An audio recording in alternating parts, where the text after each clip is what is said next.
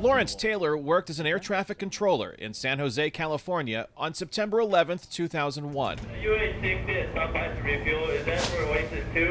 Just 4 months later, he was among the first uniformed members of the military on the ground at Bagram Airfield in Afghanistan. When we showed up, the tower itself, it wasn't in the best condition. The floor was all damaged. The ceiling had a mortar hole in it.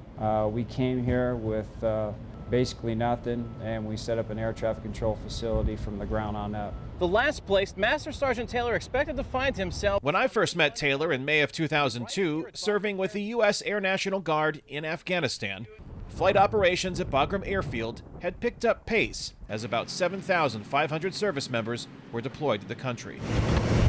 Most serving at the time of my reporting assignment for the American Forces Network were part of Operation Enduring Freedom, the military's official name for the mission to eliminate the al-Qaeda terrorist network that used Afghanistan as a haven to launch attacks.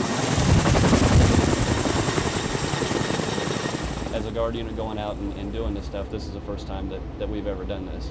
Archer 564 negative contact, 2-8 comms with traffic. Steve Hutcherson was working the radar system at an aviation facility in St. Joseph, Missouri during the September 11th, 2001 terrorist attacks. How's our flash doing? Is he getting ready to launch? When I visited him in a radar trailer near the flight line of Bagram Airfield in 2002, he had been in country nearly 5 months. You're a part of it. You're not just watching it on TV, and now you're over here and actually, part of, getting things straightened out. I don't know, it's a pretty patriotic thing. Hutcherson's first combat deployment wasn't his last. Was home for about 6 months, and then we got the call again, and we got to go over to Iraq and spend a little bit of time over there. It wasn't hard to track down Hutcherson 19 years after we first met. He still works for the same air traffic control squadron in Missouri he deployed with in Afghanistan and Iraq. Only now, he's a civilian with the unit after retiring from the Air National Guard. People in now, they've known nothing but Afghanistan, and nothing had really changed since when we first went in there and we took control of the areas and everything. Hutcherson says he wasn't surprised by the rapid advance of the Taliban in regaining control of Afghanistan. I would have been more surprised if we watched the news and saw the Afghan army fighting the Taliban. That would have shocked me much more. But Hutcherson doesn't believe the end result changes the success of the mission. The mission was to stop another 9/11 style attack.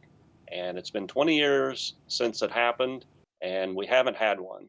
And really, honestly, I don't think most of us think about terrorism anymore. We're so divided right now amongst ourselves that we've forgotten about international terrorism. For me, it was more personal than political, just because of the fact that I felt like I had an obligation to do something, and that's why I was there. 19 years after I met him in the control tower at Bagram Airfield, Taylor invited me to visit with him at his suburban Chicago home. I think when I showed up there, it might have been a little over 100, but when I left, I think there might have been about 8,000 people, maybe 9,000. Taylor served in Afghanistan for almost a year, also later deploying to Iraq. This was the unit, the F-15 unit out of Oregon. Before retiring, he received one of the highest honors in the U.S. Air Force, the Air National Guard Senior Non-Commissioned Officer of the Year Award. Today, he works for the Federal Aviation Administration, or FAA, and watched the fall of the Afghan government and the loss of U.S. strategic resources, including Bagram Airfield, unfold in recent weeks. I thought we'd be there forever. Taylor says the current circumstance in Afghanistan does little to change the way he views how he and his fellow military members serve their country. Me, I'm glad I got to go. At the time, I think it was worth it. I still do, but I'm sure I would get a good argument from a lot of people.